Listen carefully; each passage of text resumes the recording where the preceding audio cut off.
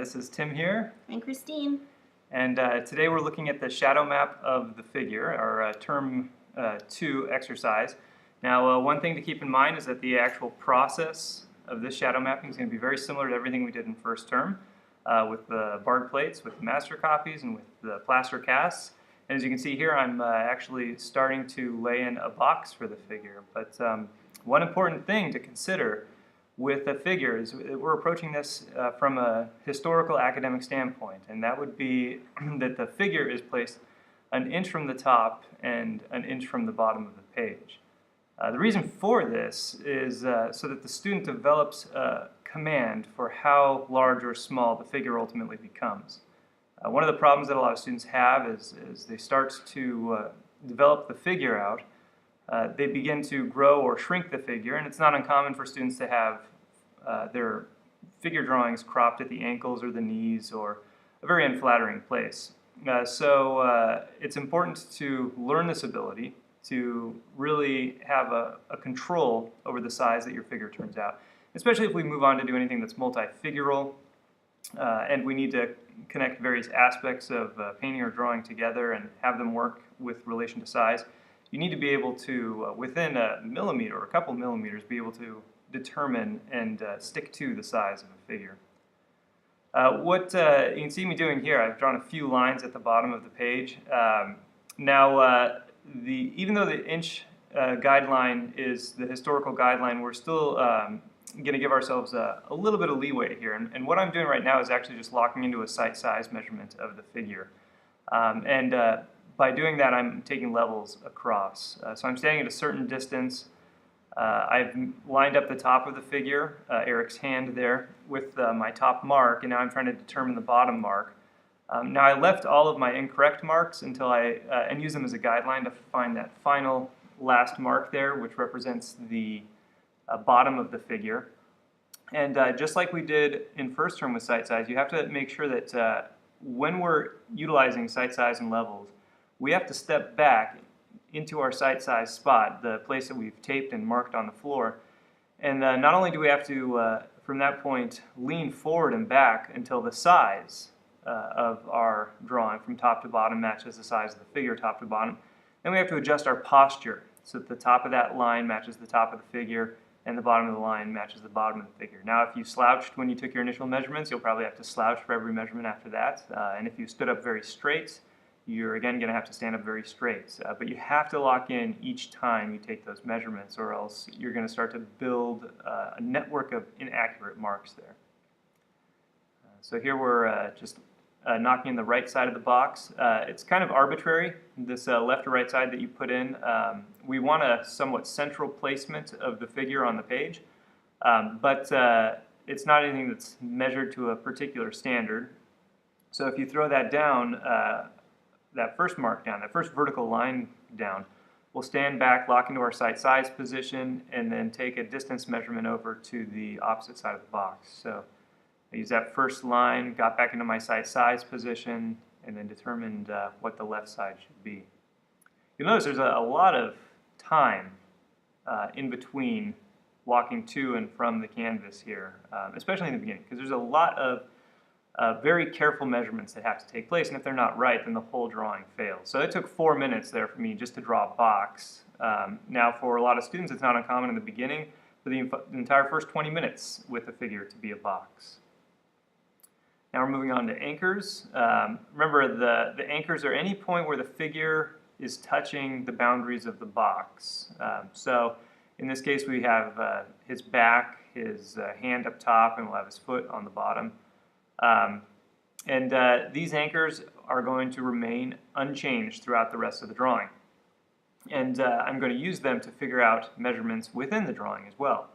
And if I can hit these anchors in the same sitting that we get the box, then there's going to be a greater chance that they're accurate. And if I know that they're accurate, then every time the model gets back up there, before we even begin to make any measurements, I'm going to make sure that the proportions of the model match the proportions of my box, and I'll make sure that the pieces of the model that touched the box, aka my anchors, are in the same spot. So for example, If his hand moves at all between poses, then I can nudge it back into the correct position because of the anchors. If he slouches, then that anchor on the back is going to be different. So we'll use that to get the model back into pose each time. For the anchor on the back, it seems like you could have a couple different points. So do you know how you're referencing, how you're choosing this? Are you looking at a shadow to make sure that the anchor point that you're using for the back is correct? How are you? I feel like it could be a couple different spots on the back. Yeah, and it probably could, but we just have to make sure that we're consistent. And of course, the back, especially in this case, is curved, Right. making it the least beneficial anchor, the least accurate or trustworthy anchor we can have, because just the very general nature of a curve makes it difficult to identify a point, as opposed to something angular like the toes or the hand over there. So I think I've done my best to identify, I think it was around the shoulder blade, I think, the anchor point. And it's easier to see in real life, obviously, than in this picture-in-picture, which is quite small. But I'll rely definitely more on the other two anchors rather than the anchor on the back for the rest of this drawing. Launching into a scheme here. Now remember our scheme, we're trying to get 3 or 4 lines here on top of the lines of our initial box, giving us a scheme of roughly 6 to 8 lines representing the overall shape and angles and dimensions of the figure. Now keep in mind a scheme is not connecting point to point. Remember, we're just using the anchors, not to connect the anchors, but just to figure out where the scheme line should be. So you can see I'm trying to figure out the scheme line to come off of the back, and that scheme line actually is a bit above that anchor. So I'm not, because the back is curved, so I'm not going all the way down to that anchor. I'm just trying to graze the back of the model's back as I launch this scheme line down. Again, moving very, very slowly at this point. Especially in the beginning, these are going to be the slowest measurements I take, and so without a narration like this, talking about what I'm thinking, this would be a very slow and tedious process to watch. But it's something that we've become familiar with after watching the previous demonstrations with the plaster cast lips and the drapery. It's all the same at this point. And the issues with the model moving that we often have so much as a student can be overcome if we're able to develop the speed in which we can complete a box, anchor, and scheme lines in the first sitting. That's not to say you should jump in there and give up accuracy and attempt to do so, but it is a goal that we eventually have to arrive at. And this is something that you should be practicing maybe on a mannequin or in any open studio you can, where you're just trying to get a successful box, anchor, and scheme set in 20 minutes so that we can always get the model back into pose. Is this still your typical speed at this point in your abilities? Yeah, this is pretty close to my typical speed. And for this demonstration, I was not narrating to the class. I was talking to them a little bit about what I was doing. But at this point, the students were pretty much advanced enough to have a general idea of what was going on. I didn't do this demonstration in the beginning of the term. It was done towards the end of the term. And as a result, I am working at my normal speed. And so if you consider that my normal speed to be confident with my box, anchor, and scheme is almost 10 minutes or longer, it just goes to show how fast some people work. And especially something like this, in the very beginning, the more accurate information I can establish, the easier it'll be to fix the drawing later if inaccurate information does slip in there. So I'll go really, really careful, really, really slow. Here I'm trying to find the belly of the willow. You see I was rotating it around to try and get a nice, clean, straight line. I do prefer willow for these big drawings like this, just because I can get such a long, crisp, fine line so easily using the willow as opposed to a pencil, which, when we take more of a stroke motion with the pencil, it's harder to get that nice, clean, long line. Notice how I left that first scheme line, incorrect one, there. And so at a distance of 6 feet away from my drawing board, that helped me figure out exactly how to adjust and modify and place the new scheme line in there.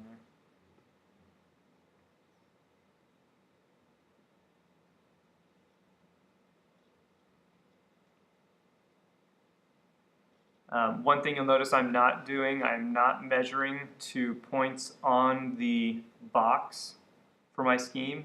I'm not trying to connect a side of a box to a side of a box. I'm measuring actually to a point that falls on the model. For example, I think for that last scheme line, it was his back foot that was in the shadow. I triangulated and sight size measured to a point on that foot, and then I just transferred the angle over. And by the very nature of transferring that angle over, the line cut through or connected the box. And so, that's one thing students in the first term tend to slip up on. It's easier to measure to points on the box and then just connect those points. They feel more confident that way in connecting 2 points. But working with the figure, we're going to have to develop the speed and the comfort with just being able to plot a single point and then transfer an angle over to that point. That way we can save a lot of time. It results in us having to do one measurement to find a point, and then just transferring the angle as opposed to measuring to 2 points and connecting those points. And since I finished my initial scheme here, still have a few minutes left of this sitting, I'm actually trying to box in the torso here. I'm not entirely confident that this pose would remain completely unchanged from sitting to sitting. We've got arms that are really out and trying to support a pole and balance, and so the model here is actually having to shift his weight bit by bit as the pose goes on, and it's unlikely from pose to pose he's going to get exactly in the right spot. So a safer way to handle that is to get the shape of the torso, get it the correct proportions and correct placement in relation to the rest of the box, maybe develop a little bit of a scheme or shadow map out of that torso, and then just build the limbs on like a Mr. Potato Head. This way we can have a solid foundation and base to put everything on top of. So pretty soon here, I'm actually going to start relying more off of my torso box to make all my measurements than necessarily off of my initial anchors. So I'll develop some anchors on the actual torso that I can launch off of. Now if we had a pose where we're pretty confident it wasn't going to move or the limbs were really close to the torso, we could just treat it like a barred plate and just go all the way around the figure or back from the back side to the front side and take answering shapes to carve it out. But something like this, every pose is going to be a little bit different, and it's just something we have to accept because it's a human being that's up there. When you're making your torso box, are you thinking about anatomy, or how are you choosing your points for your torso box?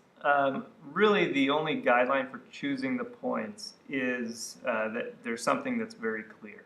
Mm-hmm.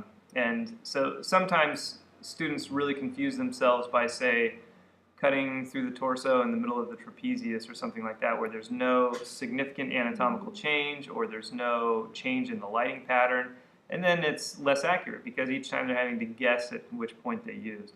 So I like to use something that's the most clear it possibly can be. In this case, I'm using the top of the deltoid where there's that little cast shadow, I think, from the neck onto the trapezius. And then the bottom of it, I think I'm using where he's seated onto the chair, where the chair meets his skin. But, I'm actually not 100% sure. We'll have to wait and see how this develops out. Either way, it just has to be pretty clear for you to be able to take measurements off of. There has to be no ambiguity. And that's the whole point of this process, too, is to make everything so clear and understandable on your drawing that it's unlikely that you're going to forget where you were at. Some students forget that, and they start to plot all these points throughout the drawing in anticipation of connecting all of the measurements, and eventually they end up with so many dots on their canvas that I've seen students forget which points were for what, and then they end up having to remeasure everything, and it just ends up eating up a lot of time and lowering the overall accuracy of the drawing. Yeah, I could see squinting down helping you to choose points like that. Absolutely, yeah. Yeah, lighting pattern too, really pops out, which allows you to get the torso pretty easily. But that again depends on how well the light is set up. And if we don't have a good light, or if we're doing something like animation or illustration, we would definitely go with the actual anatomy. Mhm. Starting to carve out just an envelope here. So each of these scheme lines I'm breaking down into a couple more scheme lines. We'll have this slowly evolve out. Is the model doing 20-minute increments or? Yeah, these are 20-minute increments here on the model, which is our typical standard when working with a model. When we have a standing model, we usually do 15 on so that they can have a little bit more rest and don't get fatigued. A lot of them say that they can do longer than 15 with a standing pose, but then it comes down to halfway through the 3-hour session, they start to get really uncomfortable and are shifting their weight and are just not able to hold the pose well enough. And it's always better for us to have more breaks anyway.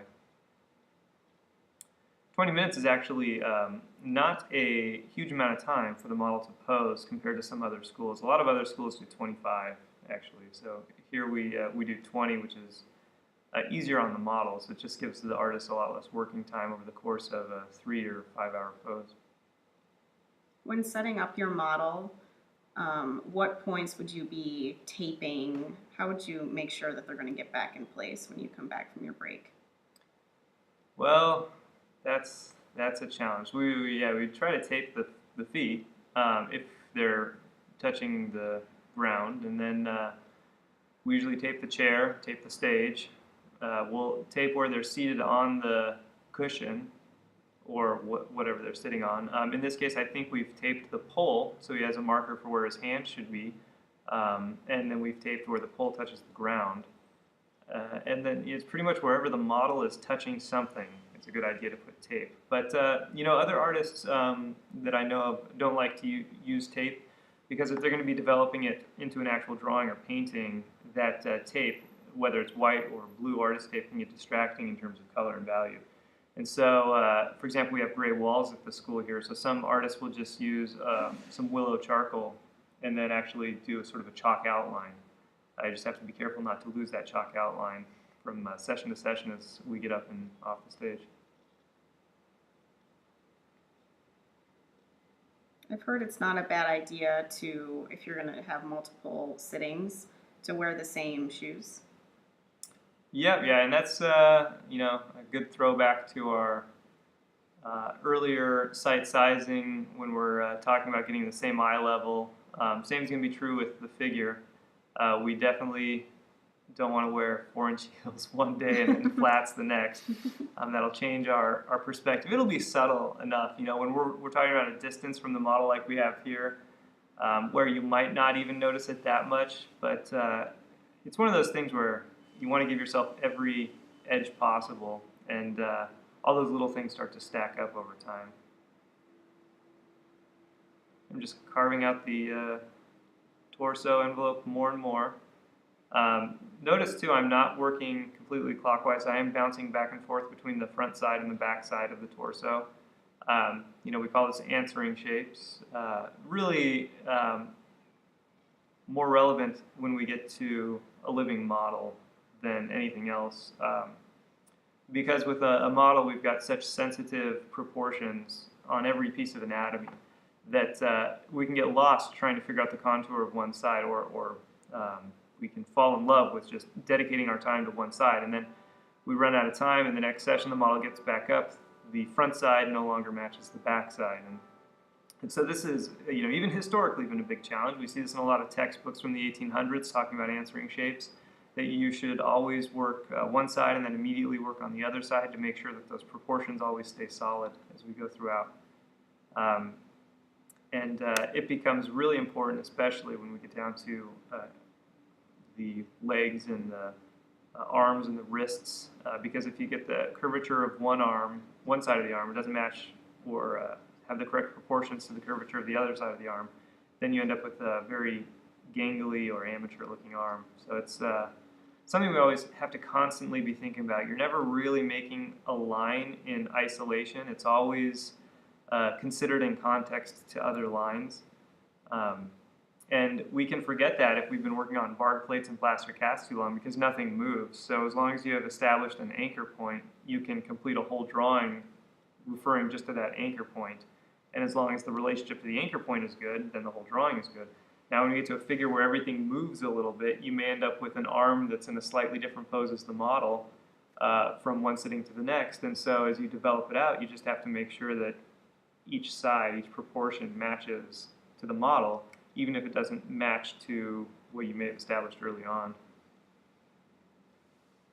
So your marks are getting some curvature here, but the marks you're actually putting down are straight still, correct? Yeah. This, especially if something like this is going to be a one-day shadow map. There will be absolutely no curved lines at all on this whole thing. But yeah, you can definitely start to see some of the illusion of a curve that's happening there, and that's just the very nature. You know, we're observing this. I think the camera is set back maybe 4 feet or 5 feet away. So from that distance, some of these smaller lines start to break up and begin to look like curves as opposed to straight lines. And that's ideally how we want to go, because each of these curves is based off of an intersection to a point on the model. Like every one of these lines I'm making is a line made because I measured a point on the model and that line is touching the point. So as a result, there isn't the ambiguity of a curve. If I was to try and draw a curve, the goal would be matching up 100% of the points on the line to 100% of the points on the model, which would be almost impossible. It takes years and years or decades to acquire that skill.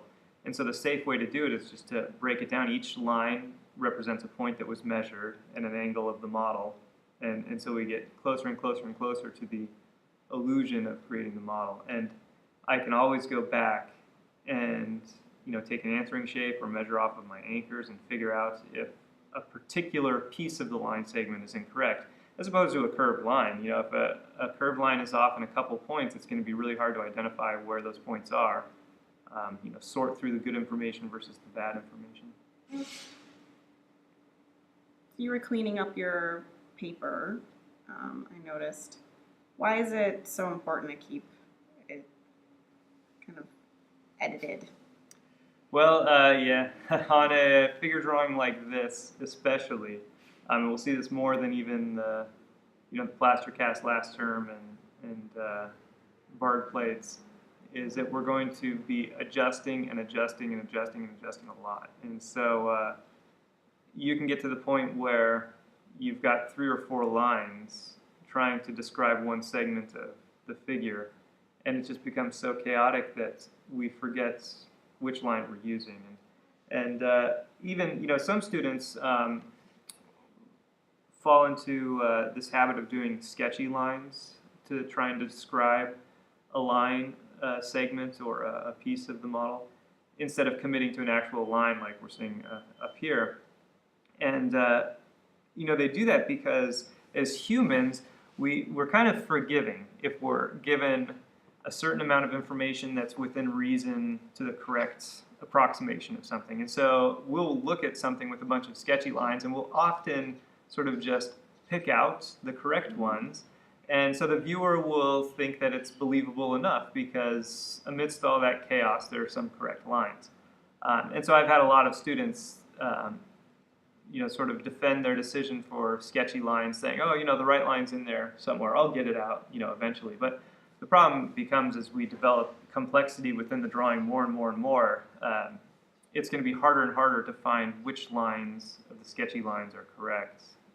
And you may end up selecting a set of the sketchy lines that are correct in one area that no longer coincide with the set of sketchy lines that are correct in another area, and then it just ends up being a lot more work. And also we're measuring here from 5 or 6 feet away. At that distance, some of these small marks especially become really hard to see specifically. And so the cleaner the lines are, the more likely I am to be able to make a correct measurement off of them. Yeah, I think sketchy lines are associated with energy, and people Hmm. also, I mean, not only do they not want to commit necessarily to the measurement that they're unsure of, Hmm. but they also don't want their drawing to look stiff. People get kind of stuck on that. I know I definitely have in the past. Yeah, that's a good point too. Yeah, it's not just a lack of confidence thing. One of the big criticisms of the academies is that academy students can produce drawings that are just too stiff. But what you'll find with something like this, a more formal drawing as opposed to a more gestural drawing, is that the energy we're eventually going to introduce through our knowledge of anatomy, and also perhaps through a slight amount of exaggeration, like we talked about the Norman Rockwell lecture. An arm extended just a little bit more or flexed just a little bit more. The more you know anatomy, the more you can flex or extend certain muscles that the model may not be capable of holding for a long period of time. And thus, by doing so, we can introduce a little more twist, a little more tension into the pose, but still keep it very clean and understandable overall. And another important reason for keeping it that clean is that for most people, and especially in this program, ultimately our goal is to move into painting. And uh, the idea of doing something like this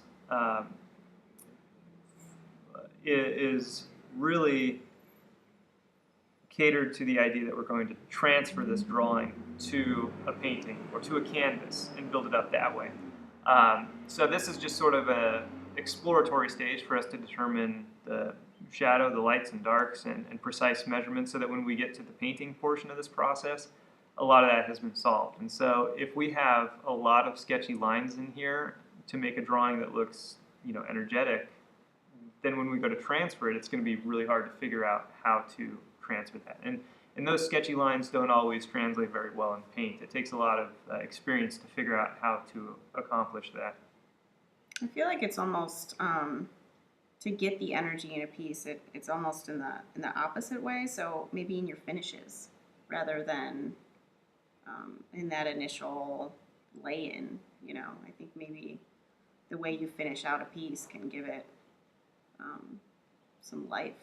Yeah, absolutely, for sure. But there's also some stuff you can do at the beginning to create some of that more energy, and that's more to do with the pre-planned extension of certain limbs and things like that. Mm-hmm. It can become really hard in a pose, like especially when we get to the 21-hour, the 7-session pose of making a drawing that doesn't look just completely stiff. Um, because especially it becomes hard on the models holding a pose for so long.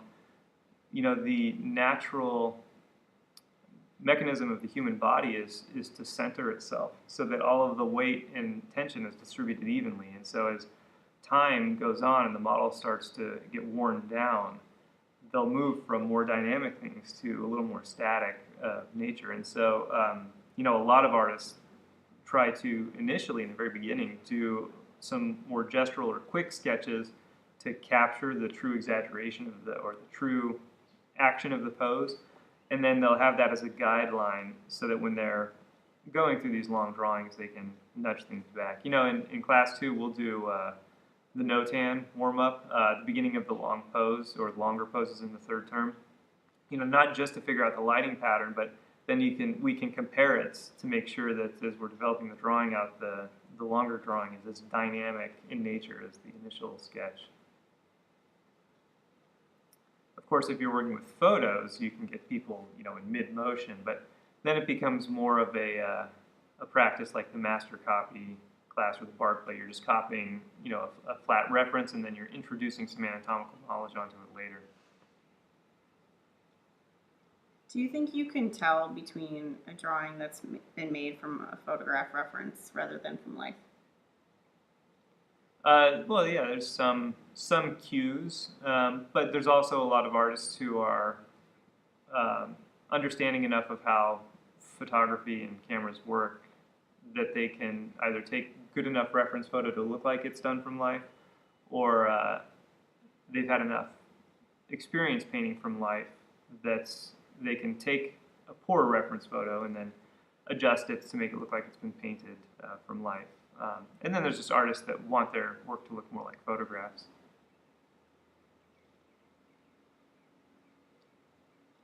So we're sort of just building on our Mr. Potato Head here.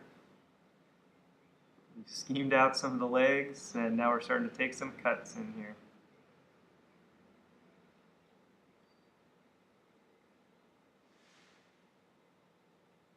So you're not making a box for the legs?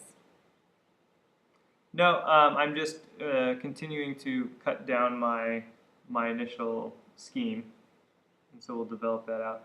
You know, the only time I would make a box from here on out would be if there's a shadow shape of light, dark or light that I'm trying to get, like, you know, in this, the picture-in-picture, we can see the foot on the bottom has just a strange light shape on it. Maybe that would be something I would want to box in.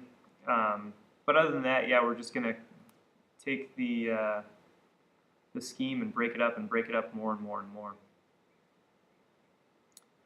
One of the things to note about that last set of lines, those 2 lines that I made, is that I actually, even though I was drawing from the scheme line in towards a point, or in towards the intersection of those 2 smaller lines, the point that I actually measured to determine that was the meeting of those 2 smaller points, you know, right in the middle of that vast area. That way, if you determine that point, you can take a line from the scheme to that point just by taking an angle over. So even though I drew it from left to right, which I did because I'm right-handed, the point that I actually measured was actually inside the scheme. And this will save you a lot of time. Otherwise, you know, I've seen students take 3 different measurements for that set of 2 lines. They'll take a measurement that's on the scheme, and then a measurement that's inside the area, and then the other measurement that's on the scheme to make the second line there.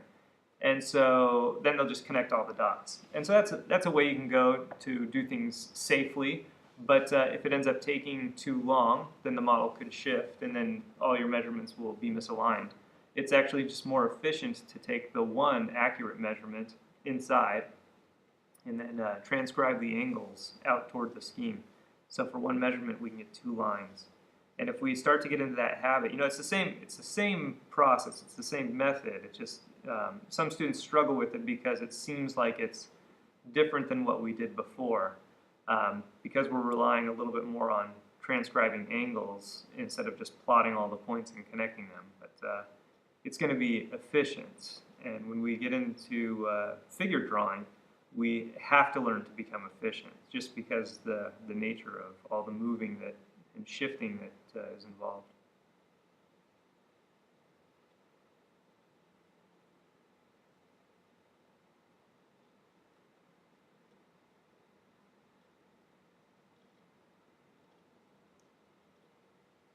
Are you measuring off of the torso the whole time? Yeah, I think at this point, I'm measuring a lot off the torso, but we, in this particular case, we were able to get Eric back into the pose pretty darn well. And Eric is one of our better models of being able to get back into poses, especially ones that are a little more different and dynamic like this one. And so one thing I know is that his pull wouldn't move because it's taped where it hits the ground there. So that was a good spot to make sure everything was lined back up. But we were able to get him back into position pretty well each time. So I'm measuring not just from the torso, from my initial anchors as well. That scheme line for the leg, that vertical one that I threw in there, was actually, I think, just a plumb line taken from the scheme below it. So that actually didn't require much measuring except taking a plumb. Notice too, I'm advanced enough that in most cases, if I take a measurement to a point within the scheme, I can actually just transcribe the angle off of it and just go straight to drawing the lines. That's why you'll see me just walk up and draw a bunch of lines or a line and then step back and then come up and draw another line, as opposed to drawing a dot and then stepping back and then coming up and then drawing a line. So that's a little more uncommon. Most students are going to need to measure to a point, go up and mark the point, and then step back and see the angle that they need to transcribe, and then transcribe it over, and then draw the angle, and then step back to check it. That's the safe way to go. It's, find the point, measure it, verify it's correct, take an angle, mark the angle, make sure it's correct, and then erase the point and proceed. And then you can keep your drawing clean that way. For the sake of this demonstration, though, it's since that's something that we really did a lot in first term. It's not something that I felt was really necessary to do here to illustrate to everybody, because hopefully we've had enough familiarity with that already. That's sort of already the common procedure until you've developed a little more skill like this. Really, the challenge with something like this is sort of plotting the best course of action in dealing with a figure. Because other than that, everything is pretty much the same. We're just adapting our process from the barred plates and the plaster cast to a figure. I think I grew outside my box there. And so here's one reason why we give ourselves an inch. And actually, as you can see, the line that I drew coincides with one of the earlier lines I drew for the box. So we're just going to bump it back out to what it was before. I've always had that problem. But I think just recognizing it is okay. So you recognize it, you triple check, and you give yourself a little space to grow if you need to. Yeah, for just sure. a little. And if I really needed to get that foot to fit inside the box, it would have been simple enough to just raise the knee of that leg just a hair, which would have raised the foot a little bit. Because it's unlikely at this stage that the proportions of the torso were incorrect in the beginning. It's probably just a subtle shift somewhere. It could have been as simple as, when he got back up to this pose for this sitting, maybe he was sitting a little more up on the chair and not as much on the edge of the chair, and so that elongated the leg a little bit. But we have to recognize that that's okay. And, one of the things that I did that you couldn't see is once it's identified that something's going to go outside the box, I immediately check that piece that I've been working on or drawing against my torso and against my initial box, and make sure 100% that it is supposed to go outside of the box, and it'll still fit in line with everything else on there.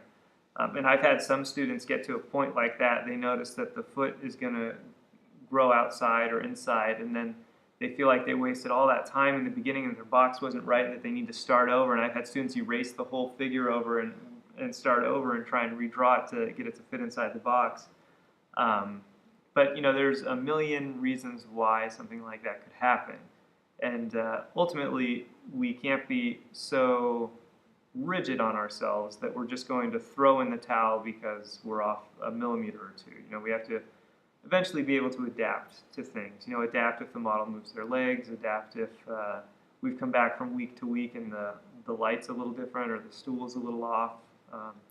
Ultimately, we're just trying to make a drawing that we consider to be believable. And for that reason, you're going to have some knowledge of anatomy or whatever subject it is you're working on to ensure that it is believable. Otherwise, you're going to have no benchmarker for reference. Well, I think some of the best artists are just true problem solvers. So you're going to learn the most from working through those frustrating times. And that's when you're definitely going to grow. Yeah. Yeah, and sometimes you're just going to have to power through and not just reset every time. We have some students in class who feel like, something was a little off, like, I'm just going to start all over and tear up the drawing. What I did was useless. No, there's value to it. We just have to recognize, and if we can identify why those things happened that happened, then that's one step in becoming a better artist, because then we can anticipate them in the future. One of the things you'll notice here is that the foot is in a different pose than the reference. And it just happened because this session, when he was seated up there, the back foot was a little different. The reference photo was taken at the very end of the session after everything was all done. And so he got back into the pose that he thought was right, and the foot just wasn't in the same pose. But in the reference photo, I don't think we can see the front of his foot, the one that's in shadow. But I could clearly see some negative space in between the leg and the foot.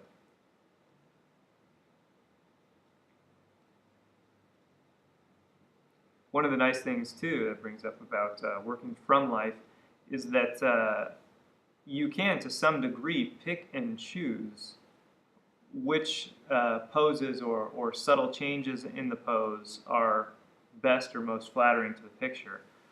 Whereas if you're working from a photo, you're pretty much stuck with what you have. You can, there's a lot of artists who will take 5 or 10 photos of a similar pose, only slightly different, so they can kind of pick and choose out of that. But when working from life, it's just sort of like, I really like how the foot is just a little different for whatever reason in that one pose, and then you can opt to select that to develop it out.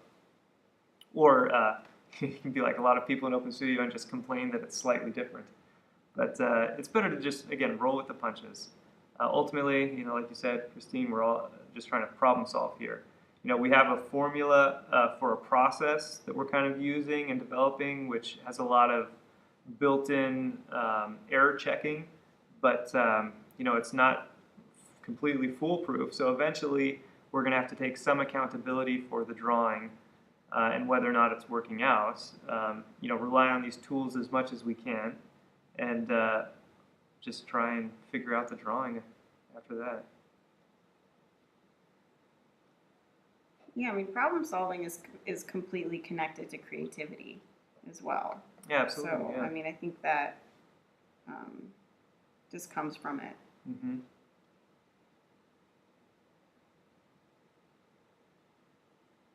Yeah, I'm trying to make sure my leg scheme line carries through to the foot correctly.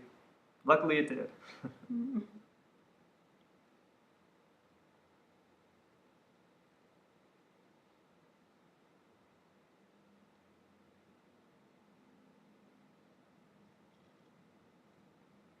So you're saving the head for last.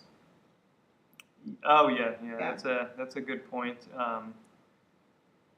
And that's maybe even something we should have started talking about too, because when students come in to class, the head is always the first thing that they want to draw. Why do you think that is?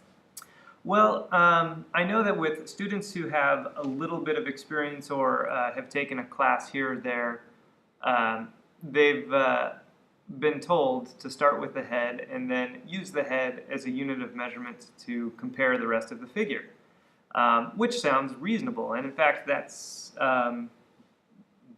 doesn't disagree with historical recommendations. Historically, they would tell you to draw the whole head first and then develop the rest of the figure from there. But we have a couple reasons in here why we aren't opting for that situation. The first is that at this point in the program, nobody's had any portrait drawing. So the only chance that they may have had to draw a portrait would be in the master copy class, and most students do not get enough experience from there to be able to do a successful portrait, especially one that's only a couple inches tall at this stage in the game when working with the figure. So this is intended to be a figure drawing class, and students who don't have enough experience would ultimately spend the majority of their time in class trying to resolve the head. And then they'd run out of time and not be able to work on the figure. So we have a dedicated class to portrait, third term, and the expectation is that the students will develop skills in that class, and then towards the end of the class, it coincides with our longer figure drawing class, so they'll be able to draw a head on top of their figures in the level 300 class. The second reason, and probably I would say even more important reason, is that when using the head for comparative measurement, there's a lot of room for error in which in subtle or slight inaccuracies of the head size measurement will ultimately stack as the student goes down. And if you're off by 1/8 of an inch or so, for example, and your head or your drawing is 8 inches tall, then as you stack it all the way down, then your figure drawing becomes an extra inch too large or too small. And that's not uncommon at all. And that's why a drawing this size, time and time again, will see the student cut off the foot at the ankle, which would be about an inch from the bottom in this case here.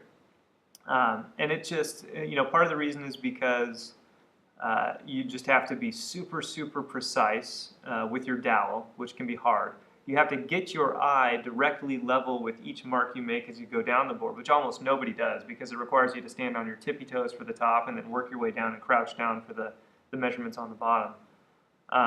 And lastly, the head is just such a small unit of measurement that, again, the smaller the units, the more chance for error that we have. Whereas if we use something like the width of our initial box as our primary unit of measurements to compare against, say, the torso or the length of the leg, we have a higher chance of success. We really, really try to discourage using the head. Every once in a while, I'll see students tick it off and mark it, and they'll say that they weren't using the head as a unit of measurement, but I see the tick marks going all the way down their page, and then as they develop their drawing out, their drawing ends up being way too tall, or their head ends up being way too small, and that's it's not uncommon at all.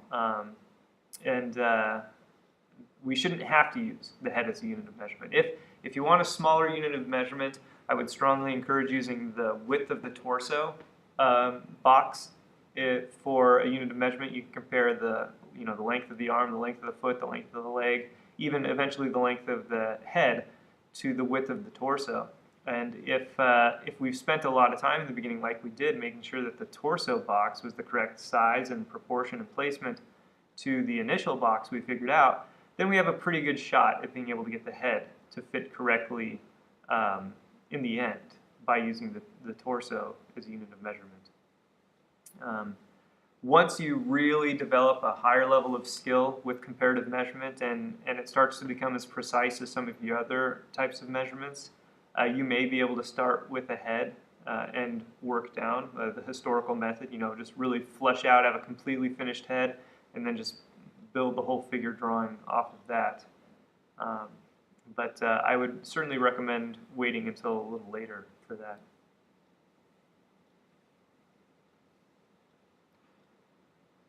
Knocked in that arm there. Same sort of idea there, it's almost a box how I had it marked out, and then just a few scheme lines. You notice the camera shaking a little bit as I walk up towards the easel. That's because our floors are so bad here. It's kind of hollow underneath the tiles. In reference to the head again, obviously this particular pose with the head being tilted would make it even more difficult to be using that as a way to measure, because that tilt is gonna shift. Oh yeah, for sure. Yeah, absolutely. And it is a good idea to use the head, later on to check and make sure everything is right, because ultimately, everything has to match and work with everything else in the drawing. So the head that you draw will have to work with the whole length of the figure. It will have to work with the length of all the limbs and everything else. So it's a good idea to use it as a check, and I'll use it as a check too. If anything starts to look a little bit off. But I wouldn't change the rest of the drawing just because you got your head a little big or a little too small.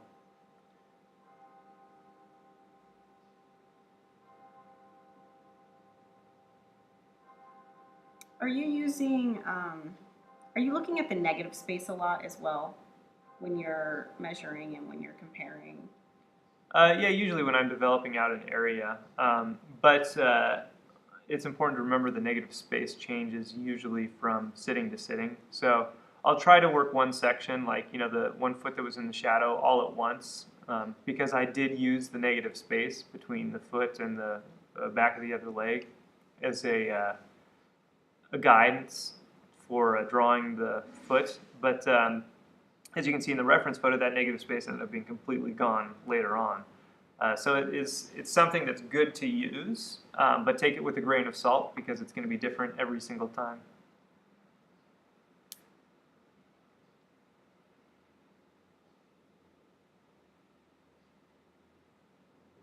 Trying to get that other arm in there.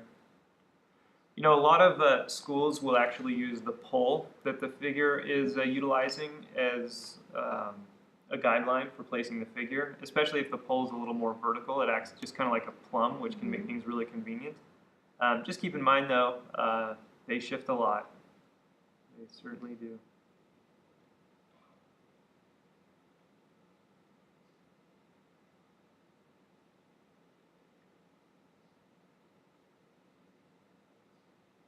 And this type of procedure that I'm using, you know, developing a scheme like this, especially with site size, is something that I will do a lot whenever possible. Even, you know, with my paintings, this would be something I would do typically with thinned out paint if I was doing a more direct painting or alla prima painting.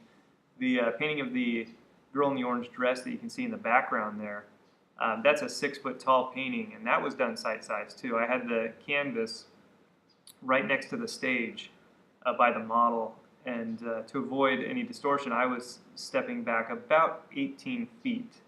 And so the initial marks on the canvas looked very much like this. They were just in paint. And that way, from a distance, I could really see the overall shape of the figure and the proportions, make sure they were all accurate before I started getting into it with colored paint.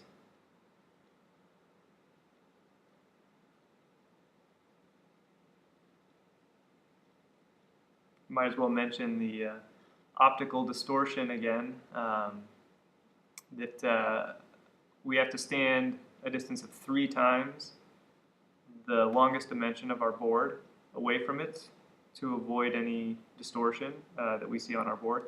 You know, we should have this pretty eye level while we're working on it.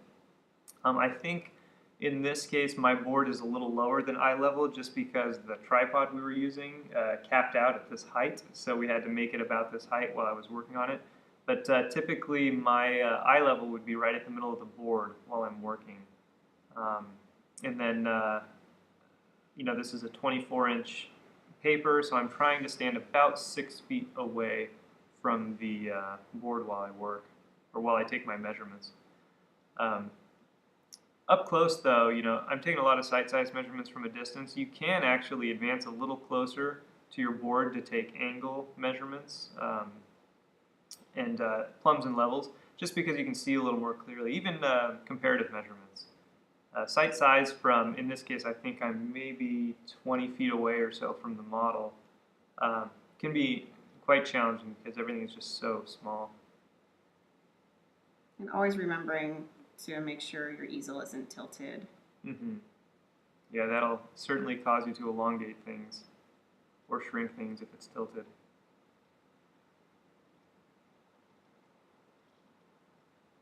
Yeah, if you're working on the drawing horse, you need to remember to make sure that you've selected the little slot on the horse so that your board is at a perpendicular angle to your eyesight while you're working. Otherwise, again, you're going to get the same sort of tilted distortion on your drawing. Looks like we're starting to knock a head in here. Now, you mentioned that this head is tilted. That tends to throw a lot of students off, and they have a really hard time figuring it out, and ultimately they result in, you know, trying to use spheres and cylinders and things like that to conceptualize it. But it should be the same approach that we use. You know, we're after the sort of optical effect of what we're seeing, which is just an abstract shape. So I'll break it down into its most abstract, simple form, which is a box. And I'm just using this box to develop the left and right and top and bottom of the head. And then we'll do a few angles here to carve it out.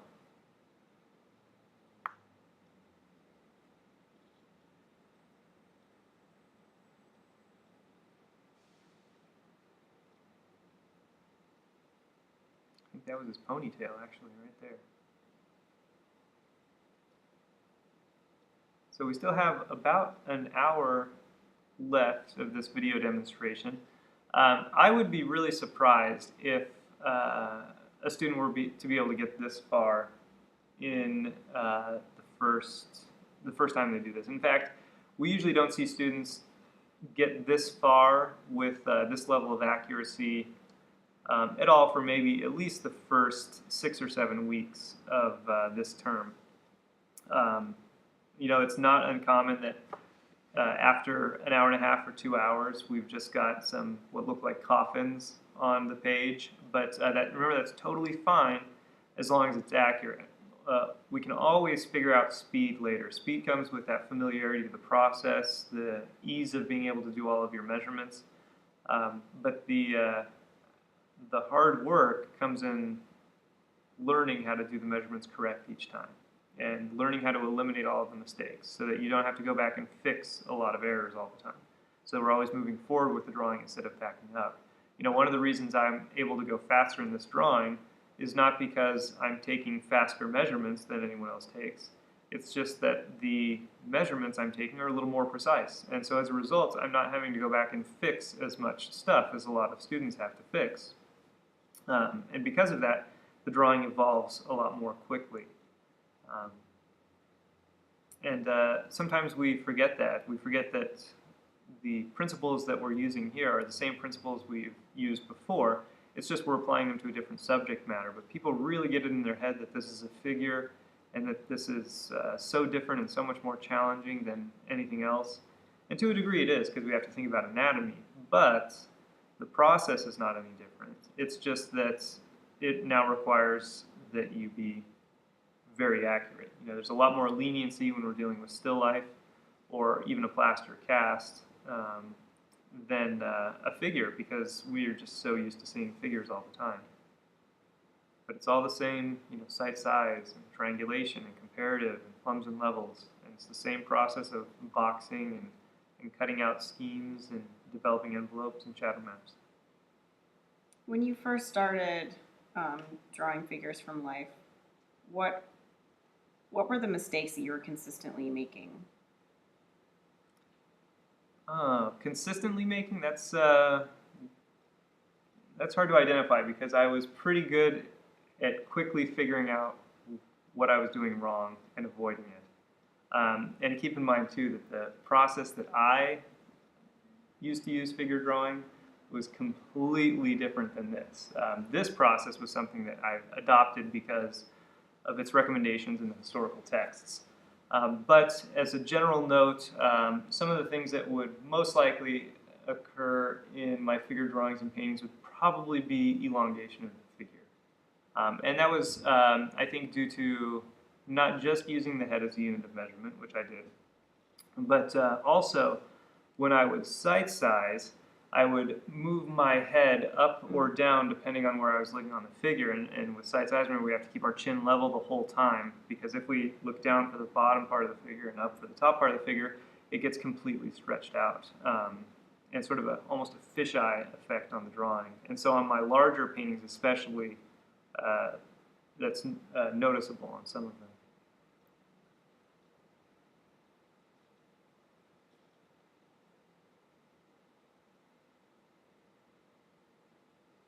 I was always actually really comfortable at moving quite slowly with my work, even when I was doing alla prima paintings. My intent in an alla prima painting had never actually been to finish or cover the canvas. My intent had only ever been to do things correctly. So I would sometimes paint for 6 hours and then have maybe a head and part of a torso, or the back of a head and maybe a full torso and a little bit of arms, and that would be it. Just because I was so concerned with trying to get everything correct more so than fill up the page. And eventually what that did for me is I established a routine in which the correct marks I would make would be more consistent, and eventually they would come faster. And so I would be able to complete more and more and more of the figure. And so eventually my figure drawings and paintings, I was able to get a lot more done than I did in the beginning. But, it's really hard to just be okay with being slow, especially when you're in an open studio and everybody else has something done.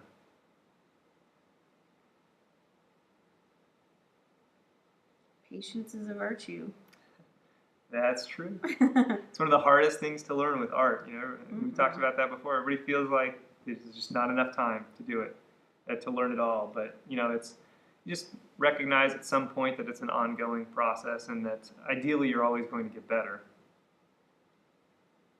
And eventually, even within the context of drawing to drawing, it becomes worth it to just take your time and do things right.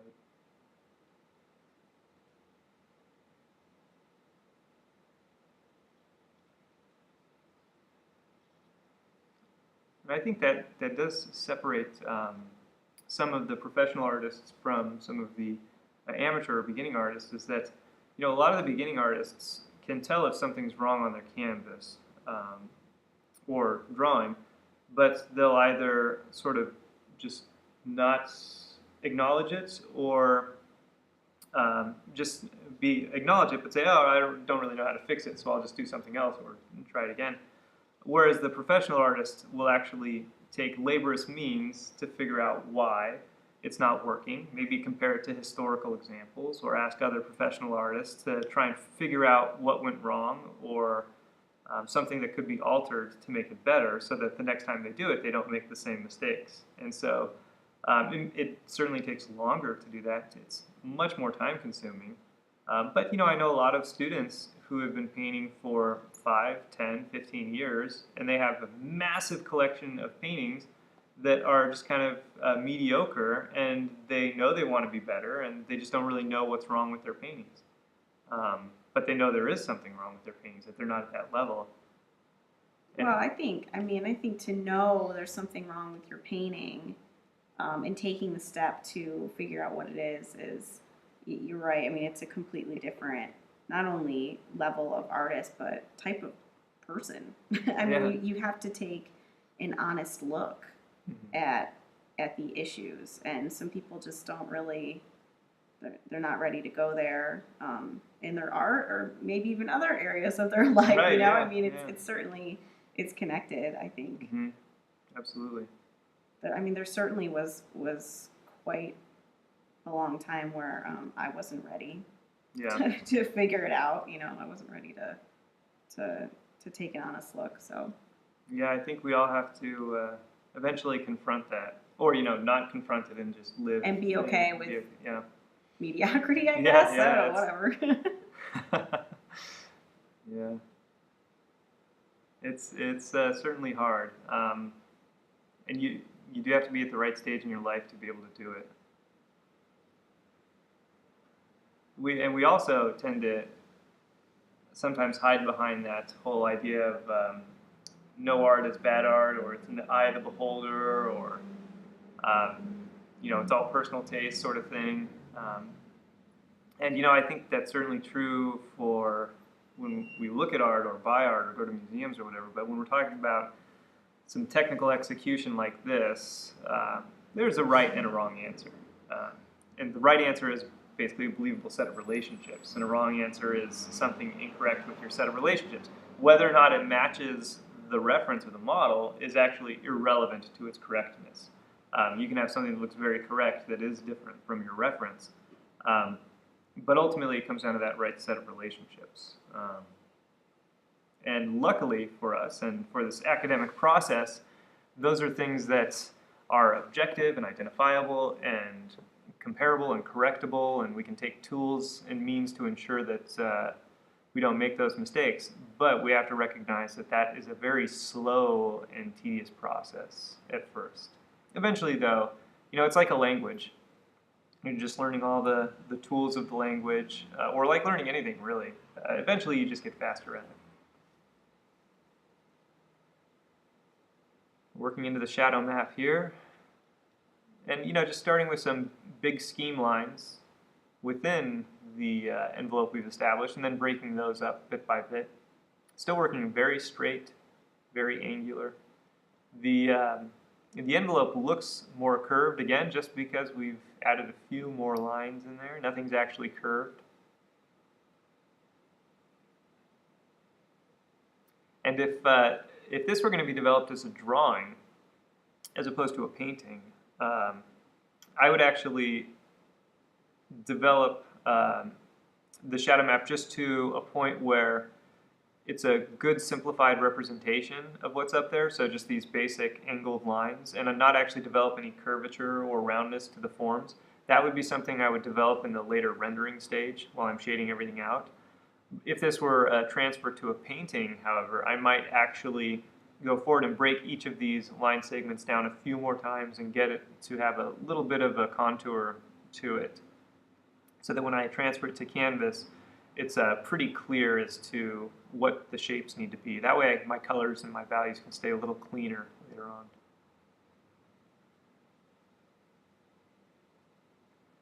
We're working on white paper here. Now, this is just the regular sketch paper. I think we're using Strathmore 400 series sketch paper here, 18 by 24. It's a little bit heavier paper than some of the other ones. I think it's 60 pounds, which just makes it a little less transparent than some of the other ones, which is just good in case one of these turns out well. You can save it, and it'll last a little longer. But this is the recommendation, because as you do these, the first 5 or 10 are going to be really simple, a lot more simple looking than this most likely. And you're just going to end up blowing through these, having to practice until you develop the speed at which to be able to do something like this. And the intent would be, even if this were going to be a long pose, something like a 3-week pose or a 7-week pose, we would probably just take the finished shadow map from here and then transfer it onto toned paper, and then we would just actually throw this page away and keep the toned paper page.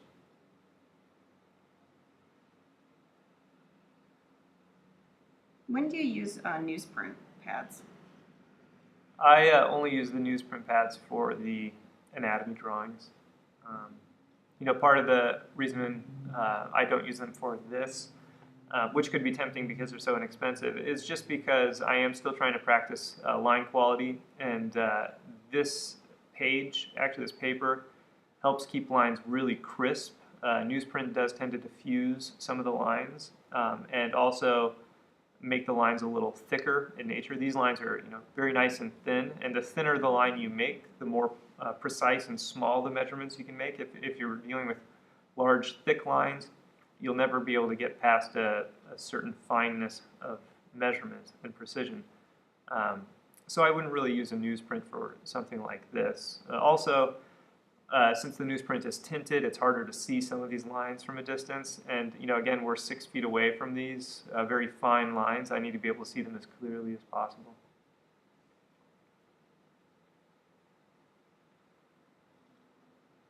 I remember each of these lines that I'm drawing to, I've plotted or measured to a particular point.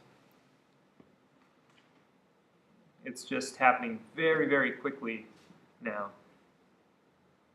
And in all fairness, this speed that I've developed this shadow map is still fairly quick. Even by professional standards operating with this sort of drawing method, we would consider in some schools a shadow map to be just a quick sketch session, which is 3 hours. In a lot of the ateliers that are doing the long poses, their gesture pose is like a 3-hour pose. And so something like this we're doing this in 1 hour and 54 minutes, so it's close to 3 hours, is still pretty quick. And so as a student, if you're hitting these speeds in this term, then you're probably not taking enough care to do all of the measurements correctly. It'll probably take a little bit of time to develop this accuracy. It can be done, though, if you work hard and practice a lot. And there are some students who, by the end of the second term, we have a 2-day pose, or I think it's a 3-day pose. So I think the students get 4.5, 5 hours total.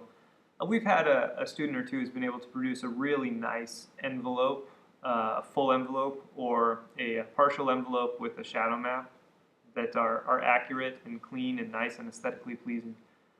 So, that's kind of would be more appropriate target goal towards the end of this term is 4.5, 5 hours to be able to shoot out a envelope or portion of a shadow map. But this is something that you have to develop the speed for. As we move into third term, we have a 3-week pose, which is 9 hours of working time, and we have a 7-week pose, which is 21 hours of working time. And if you can't hit a shadow map that you can transfer to toned paper in 1 or 2 of those days, then you're just not going to have any time to work on developing the rest of the drawing and getting an aesthetically pleasing figure drawing by the end of it. And so, we still have some students to this day who might have moved to third term a little too soon, passed their second term review but weren't comfortable enough in figure and then jumped into third term figure, and they spend the first 3 or 4 weeks developing a shadow map, and then they just have no time to work on the rest of the drawing.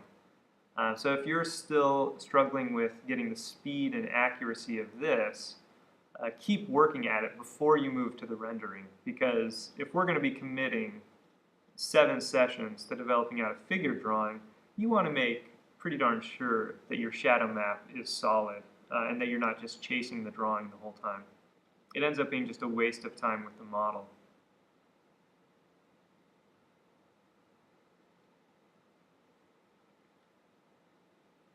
Now that I've developed some of the shadow map in there, I'm actually doing some finer cuts for the envelope. And at this point too, it becomes almost like the answering shapes in which I've established some cuts of the shadow map. Now I can establish some smaller cuts of the envelope in response to that shadow map. And then I can do some smaller cuts to the shadow map and then go back and forth and refine them all together. Because, we're describing light and dark, but ultimately we're also describing the anatomy as well. So each shadow map line you draw is the terminator or the core of a particular muscle. And so the outer lines that you draw, which describe the boundaries of the muscles, have to agree with the inner shadow map that you draw, which describes the bellies of the muscles.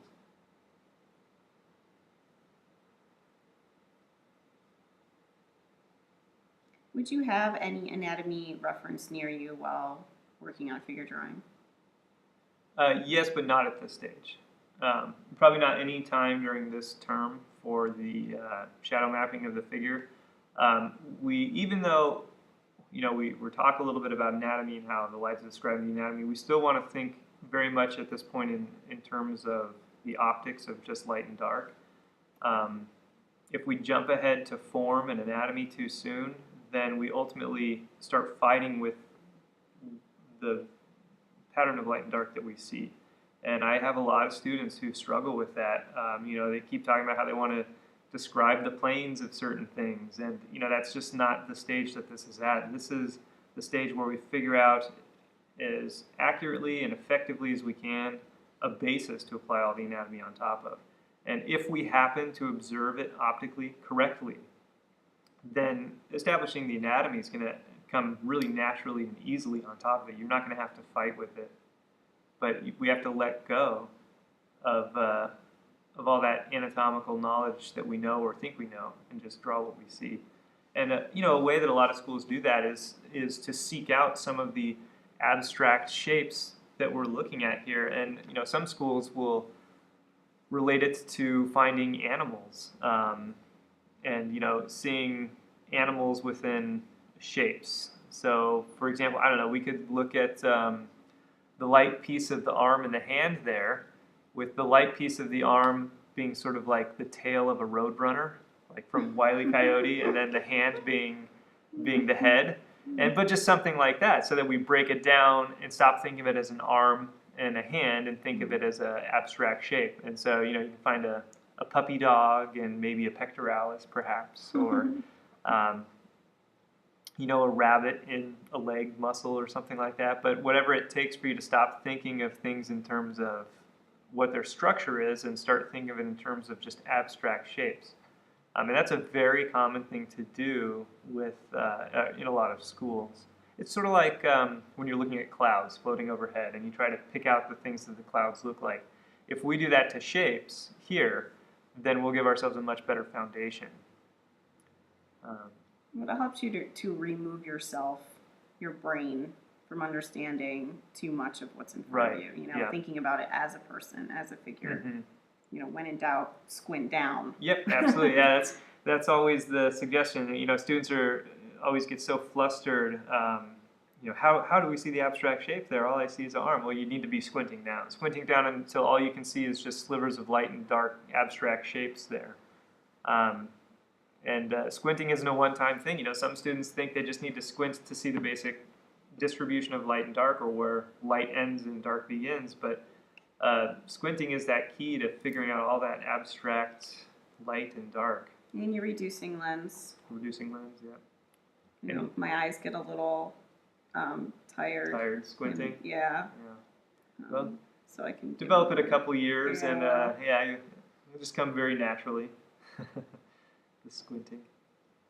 You develop all your squint lines in your face. Yeah. You know, luckily, when I started painting,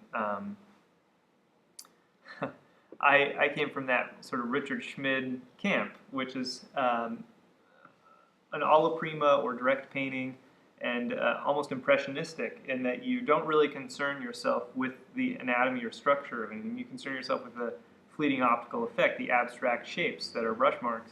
And so from the very beginning of me painting, everything I read and everything I was told was just squint, squint, squint, squint, squint. And squinting is a solution to almost everything. And so I did it, you know, really obsessively all the time. Even when I wasn't drawing or painting, just walking around. And then if you have any question of how to paint or draw something, you just kind of squint down and see how things are. It's, you know, it helps you see composition better and design and abstract shapes and light and dark. It helps with a lot of stuff. Mm-hmm. But it's still, to this day, you know, no matter how much we say it, I don't think I see it enough in class. And, you know, part of it I understand is that we're trying to do measurements that are just so precise and so fine, and it requires, you know, your eyes to be quite open and a lot of concentration. But we can't forget to squint. It's typically easier for the alla prima artist to do it because they're working so fast, and so you're not spending a lot of time with these precise little noodly marks. You're just doing these big broad strokes, and so you can just squint almost the whole time. But we have to definitely find that marriage, that discipline to squint all the time.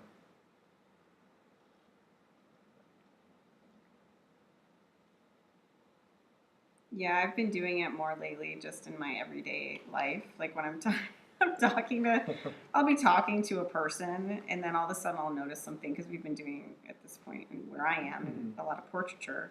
So I'll be noticing things about their face, right? And then I'll be in the middle of a conversation, like squinting at them, like I can't imagine what they're thinking, but whatever. Well, it's a great way, especially with portraiture, to see alignment in the face that you didn't realize before. You know, a lot of tilts that create alignments we would probably never draw unless we saw the face as abstract shapes.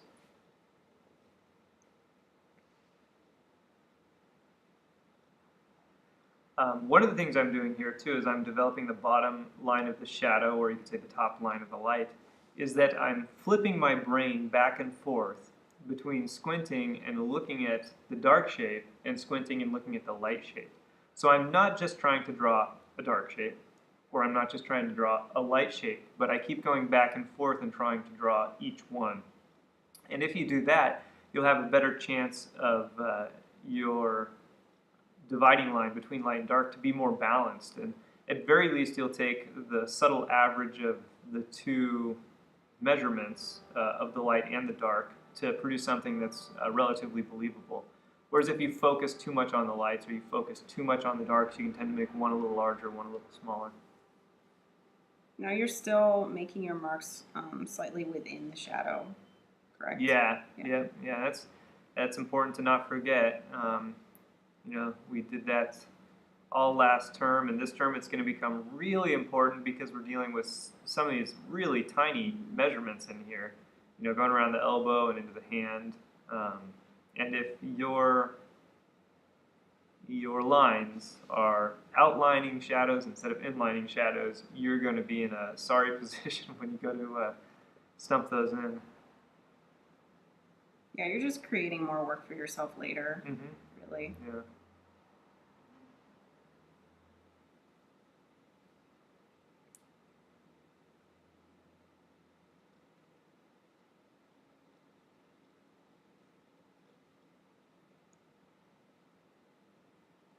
Now, one thing I'm not really doing as much, but you can do, is I'm not taking an entire scheme line of the shadow map from one side of the leg to the other side. You know, I broke it up and I actually did a few measurements as I go. Whereas the initial scheme line for the whole drawing are these big, big lines.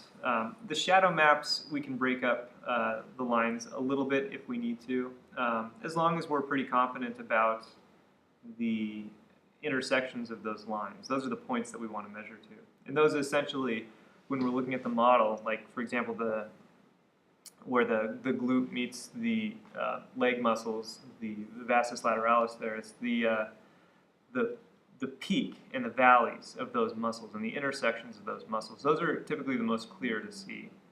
You know, there's the curvature of the muscle, which is in most cases too difficult to identify a single point, but where any of those curves or angles peak, or where there's any valleys, we have a better chance of being able to sink a measurement on. So those are the points that I'm measuring to as I transcribe these angles over. When you set the model up and set the lighting up, did you purposely put his face all in shadow? Yes, yeah. For this pose especially, because it's the best way for me to ensure that the students aren't going to try and jump ahead and draw the face and the head. And if I can, you know, I really like to have the model looking away for some of these poses because then it really discourages people from drawing the face. And you know, again, we don't want this to be a portrait drawing class. I want everybody to be focusing on the figure. So the more the face that's in shadow, the less likely they are to even want to go near it.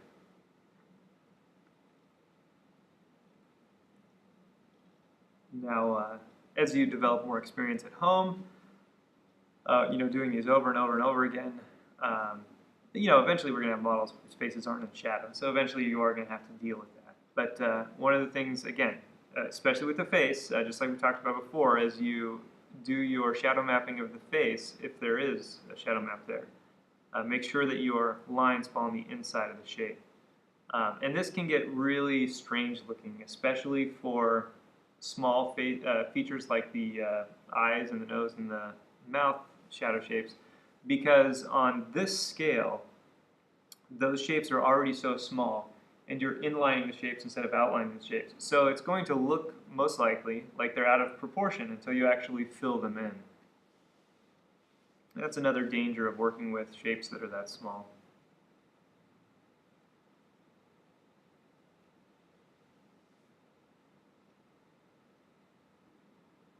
Why haven't you drawn any lines for the pole yet? You know what? That's a pretty good question. I understand that the pole is slightly shifting each time. So for example, the arm that I drew above his head, I measured independently from the arm that's down below. And so the intent is I drew them in the positions they were at the time, whatever those positions happen to be, and then I'll connect them with the pole. And I think actually when I did go to connect them with the pole, the angle didn't quite line up with the angle of the reference photo. They just ended up being slightly off. And I've had students go the other way where they put the pole in first, and then they try to get the arms to match out to the pole, and thus they have to change the arms when they're looking at them, and then they run into a lot of trouble that way. So we always want to try, if we can, in a situation like this, to pick the lesser challenge of the two. You know, make less work for yourself rather than more work for yourself. And the pole, and you know, when we talk about like fabrics and things like that, those are all so changeable, easily so. Hair. And hair, yeah. That we should save those for the end, and then we should, base those things off of our actual figure. Anything that we deem less relevant.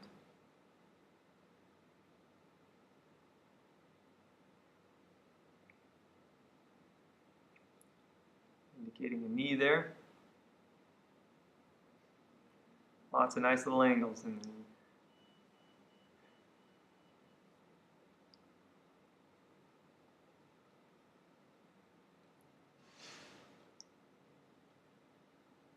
Still going nice and slow with these measurements. Overall it seems like the drawing is done pretty quickly, but it's important to remember that nothing here was rushed.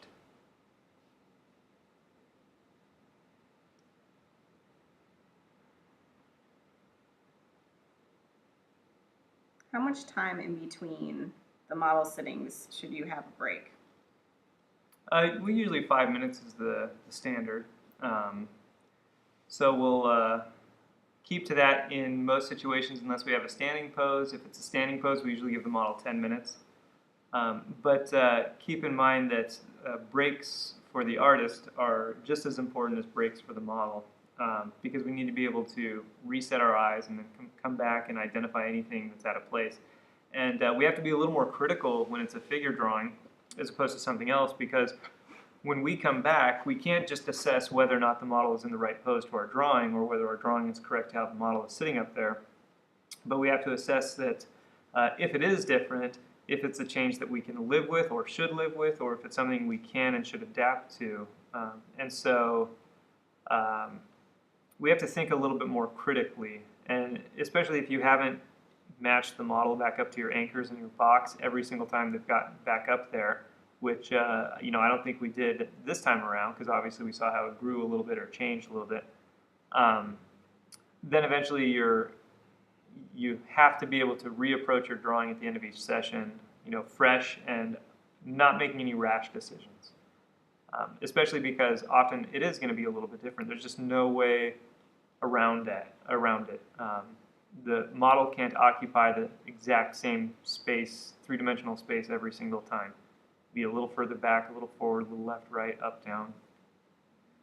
Even breathing, the model changes poses, and that's just something that we have to adapt to.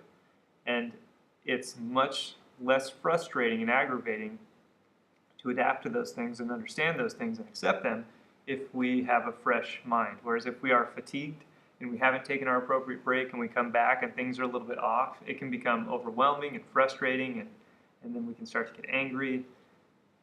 And then everybody gives that excuse that the model moved, and that's just not a legitimate excuse to use when we're dealing with a model. It's kind of just like a given. That's like walking in and complaining that your drawing doesn't work because the sky is blue. That's just the way it is. Now, certainly we do have some models who move a little bit more than would be an appropriate amount. But luckily here at the Academy, we do try to filter some of those models out so they're not here for the long poses. We'll usually try them out with one-day poses, and if they're solid models, we'll bring them back for the 3- and 7-week poses.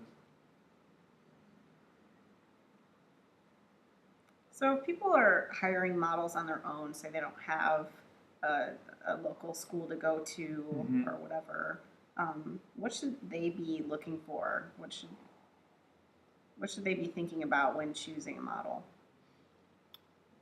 Well, almost any model will work, So especially something like this. If we don't have a particular product we're trying to create out of it, aside from just a pleasant drawing, any model who can hold relatively still will do just fine. And this pose is certainly a little more dynamic than a lot of the poses we have, and that's one reason why we included it in this video.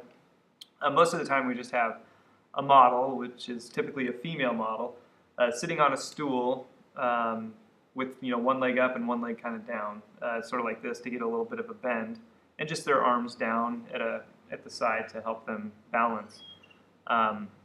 But if you're looking for a model on your own, it's really just anyone who can pretty much hold still. And if you're working alone with a model, you kind of have an advantage where you know, you can turn on some music or even let the model watch a movie if they're having trouble staying awake or something like that, or engage them in conversation if you're able to concentrate and do both. Um, so as long as somebody can sit for you while doing that, then that fits the bill. But you know, you can practice these concepts even if you don't have a model. You know, if you're just too remote to find somebody who will do a figure pose for you like this, there's websites where you can get reference material, like Croquis Cafe. And if you go to a website like that, they've got a lot of images of figure poses like this. I recommend just printing them out at a local print shop as large as you can, you know, close to 18 by 24 or larger if possible, and then suspending them on a wall a few feet behind where your easel is, just so you can practice these concepts of sight size and getting back into the right pose and whatnot. Now, doing that, obviously the model won't move, so you have a little bit of edge, I suppose, on the competition, but it's a good solution if you just are not able to find a living person to sit for you.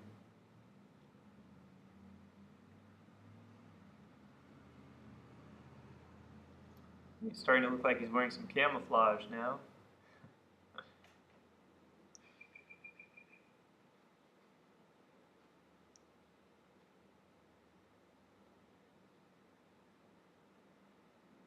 So keep in mind too, this shadow map, which the intent is just to transfer to a canvas ultimately.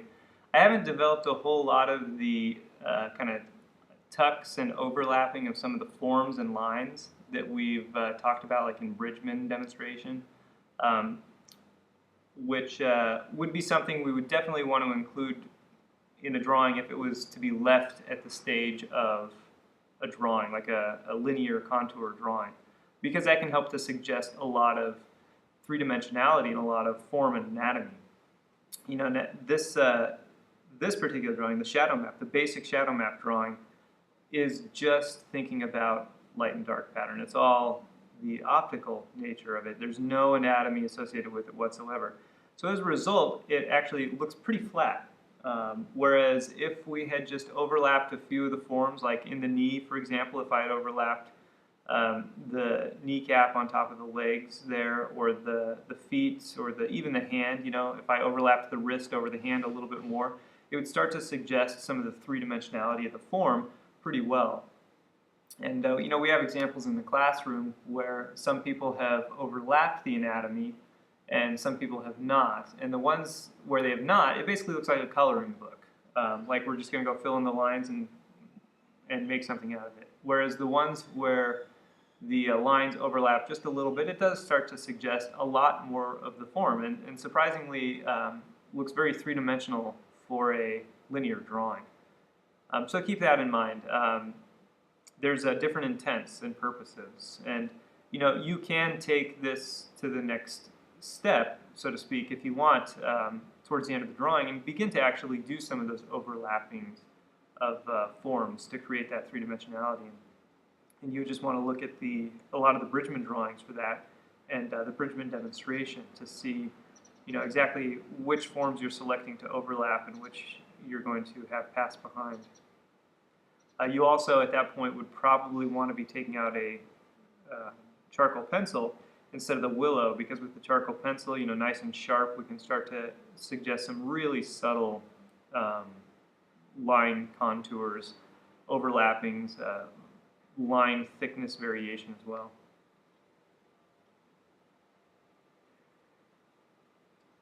When would you do a no-tan before a figure drawing? When? Yeah. Would you do one before this drawing? Oh yeah, any drawing, and any painting actually. I will do a no-tan before just about everything, and it's just a good way to quickly assess the distribution of light and dark and the arrangement of shapes. You know, sort of like what we were talking about earlier, capturing the gesture of the pose. That no-tan, you know, especially if you can do one in 2 to 5 minutes, it's a very small time investment for being able to understand the distribution of light and dark and all the shapes. You know, the same is sort of true with the poster study. If this were going to be developed into a full-on drawing, it would make the most sense to figure out a poster study beyond just the notan. The poster study will give us that distribution of lights and darks.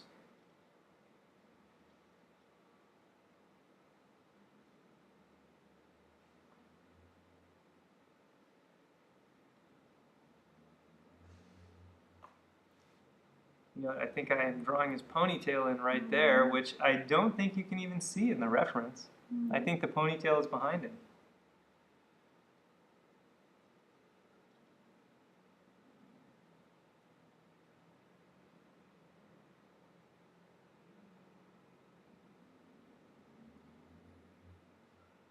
You know, one thing I didn't mention with the feet, you know, feet tend to be pretty challenging for students.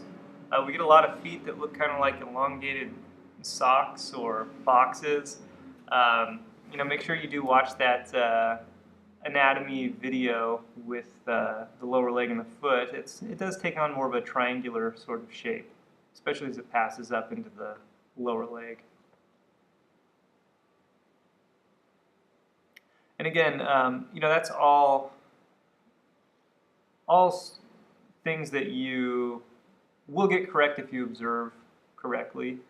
You know, I think in general we kind of have a misguided idea that you have to have a really intimate knowledge of anatomy and human form to be able to do a figure drawing or a portrait drawing. And people are actually pretty surprised when they find out that I only learned all this anatomy a few years ago. And I'd been painting for almost 4 years before I really took a intensive efforts into learning all this and committing it to memory and building on my knowledge. And prior to that, I was completely an observational painter.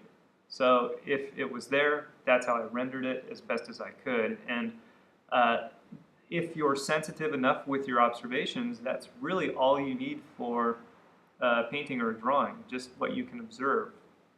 But you have to be really honest with yourself in saying that this is what you actually observe, and not that you have some of your brain coming over and telling you, okay, well, a foot looks like this, let me draw it a little bit like this, even though I kind of see it like this, I think a foot's more like this.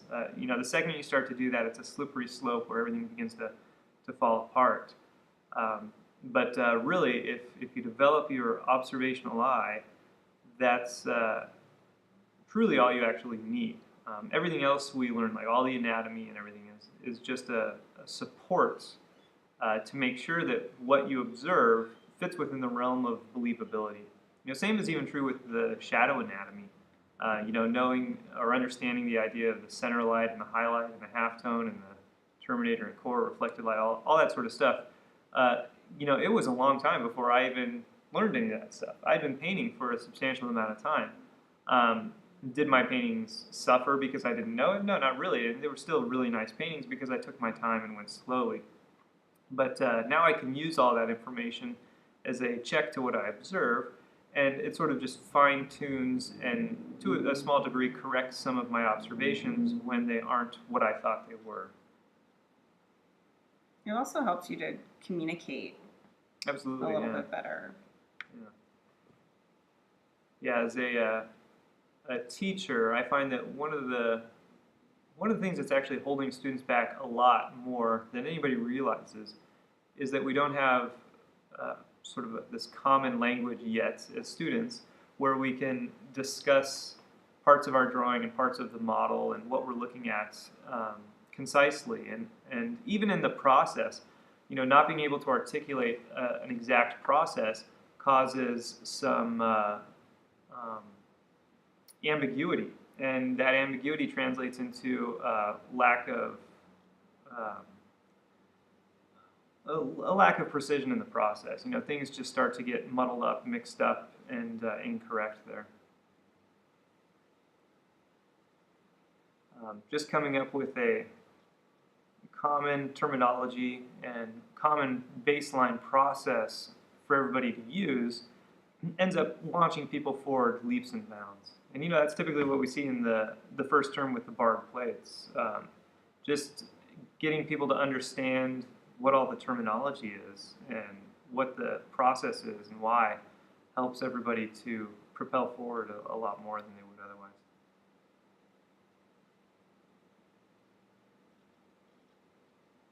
Cleaning away.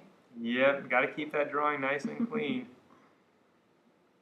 And I'm to the point where a kneaded eraser isn't picking up some of the lines, and also a kneaded eraser can't get my lines crisp enough. It's just that it loses its shape too much, so I'm in there with my harder click eraser, and I'm actually sculpting some of the lines out quite a bit, getting rid of all the scheme lines. Scheme lines were in there pretty light, and I don't have to get super precise with erasing them, so I'm back to that kneaded eraser.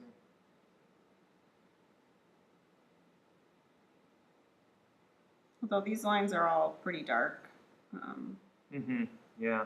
just for the sake of taping. Yeah. Normally I wouldn't go this dark, especially if I was going to develop this drawing out. Stumping on top of that would probably embed these really far into the paper, and then I would just have unflattering lines all over.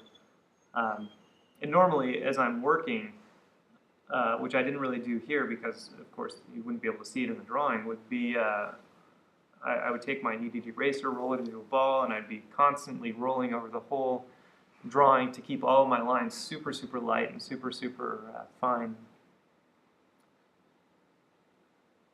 But ultimately, when I do that, it ends up being so problematic the students just can't see what I'm drawing. And also, of course, if you're intending on transferring this to a toned paper or to a canvas, then it doesn't matter how dark your lines are, as long as they're fine.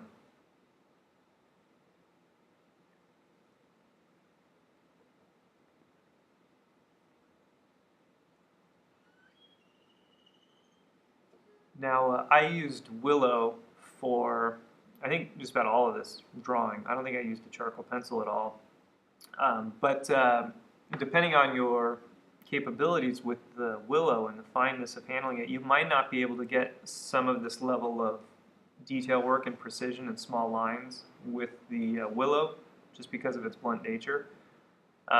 So after the proportions and anchors and scheme lines have been established, some students can switch over to a charcoal pencil and be successful just with the light hand, holding the charcoal pencil at the back so that you're not gripping it too tightly, and completing more of the drawing with a charcoal pencil, actually, like a 2B or even an HB, than Willow.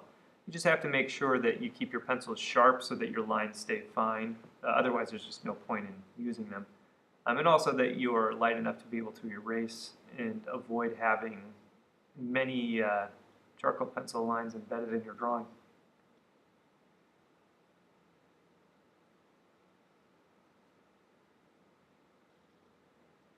Yeah, I'm really just trying to clean up as much as I can here. And you're probably doing all of this during a break from the model. You don't want to waste time. Yeah, that's absolutely right. But it is still important to walk away from the drawing whenever you can. Now we've sort of stitched these clips all together, so it looks like this is all shot in pretty much one continuous take. But of course, we've had lots and lots of breaks this whole time, and I've actually walked away from my paper a lot more than you might think. And sometimes I'll even take a break before the model does if I reach a point where I have completed an area and I don't have enough time to move into a new area and complete it. I'll end early so I can go and walk outside, let my eyes readjust, get a drink of water, and then come back. And then, of course, cleaning it up on the break with the eraser is the best solution, but sometimes the model will be ready to go and you still have to clean it up. Eventually, you can only reach a certain stage of refinement with a drawing being as messy as it is if you have too many stray marks. So sometimes you just might have to quit working from the model and clean up for a while. Same will be true when we get to really rendering out the figure in the portrait. The the figure or the model might be up there, but you might have some dots to fill in and some cleanup work to do before you can advance the drawing. And in that case, you basically just have to forfeit your time with the model if you're in a group situation like this.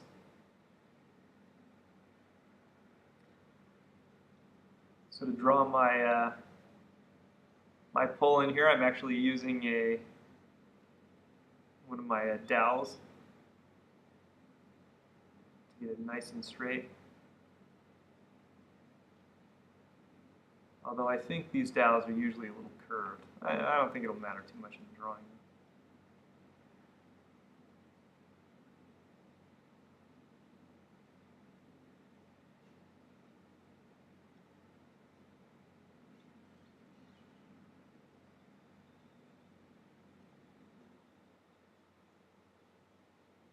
I think I erased part of the forehead and then realized that the stick was not in front of his head, and so I had to reestablish those envelope lines. Luckily, I had not erased them completely out.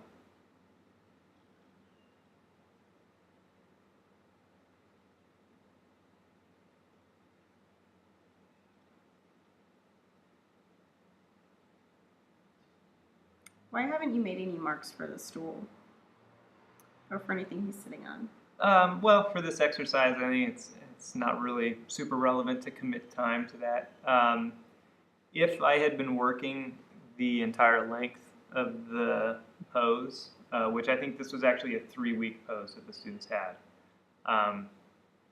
so they had actually 9 hours to do this drawing for their shadow map, where I jumped in at the last day to do this. If I had the full 9 hours, I'd probably include that. But again, that's some of that ancillary information that's not really super relevant. I know a lot of teachers will say things like, well, you have to put the surface there and you have to put the cast shadow on to really establish the weight and that they're on the ground and whatnot. But really your drawing of the figure, in this case, should speak for itself even without having to have all that backup information to support it. That's just more of those little quick fix things to help it look better when something else is wrong. Mm-hmm. And we want to try and keep our drawing as clean as possible, as free of any information that could convolute it and make us think that our drawing is correct when it's not, as possible. So I'm constantly cleaning up. In a painting, I'm constantly wiping things off. It really comes down to that, deleting any information that might be obscuring the problem, which is kind of the opposite of what a lot of artists do, actually, especially in Open Studio or an Alla Prima situation. You only have so much time to make something right, and so at some point, if there's anything wrong on the canvas or the drawing, you have to put enough information in there to not make the incorrect areas look bad. It's kind of like a little magician's trick. You do a little work over here to distract people from looking over here.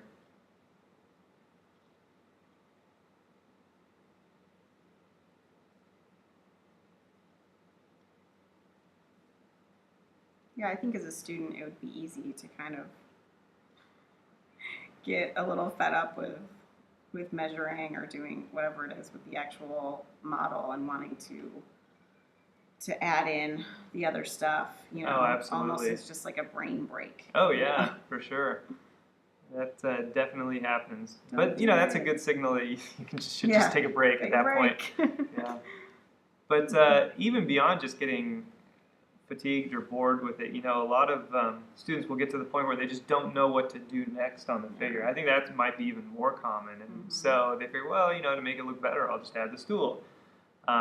But again, we just have to recognize that that's not really a necessary improvement, and we have to redouble our efforts, maybe compare our drawing to historical drawings or master drawings, or ask the teacher, or review the process in a video like this to see what the next logical breakdown would be, instead of wasting time with the model working on something else, which we see that a lot.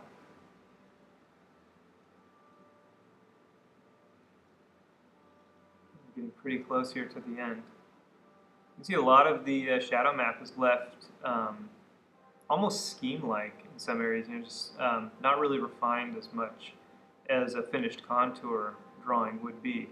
But that's totally fine. The intent of this is to get the shapes as accurate as possible, to get the correct division of light and dark, and then to just slowly advance breaking down those scheme lines to get more and more and more information.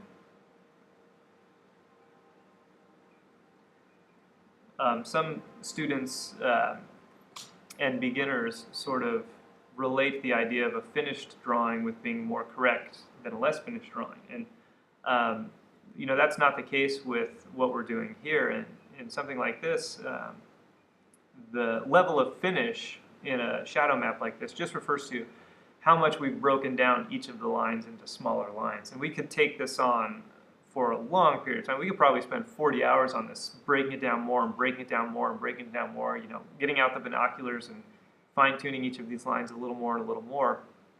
But it doesn't necessarily make it more correct. Something like this is correct for what it is. It's a slightly more simplified version of the model where all of the measurements are accurate and the reduction of curves into broad straight lines is accurate, and then we would just build more information by breaking down the shapes more and more as time permits.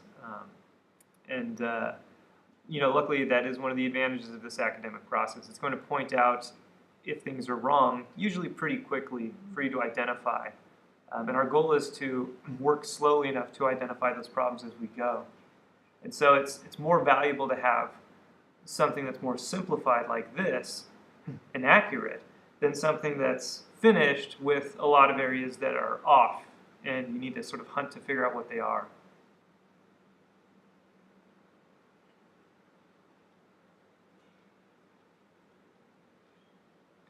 And I think we're just about done with that drawing there. So keep at these, do them as often as you need to. Really get comfortable with the process, get comfortable with all the measuring, with the getting yourself back into the position, and try to knock out these drawings, 18 by 24 inch pages, an inch from the top and an inch from the bottom.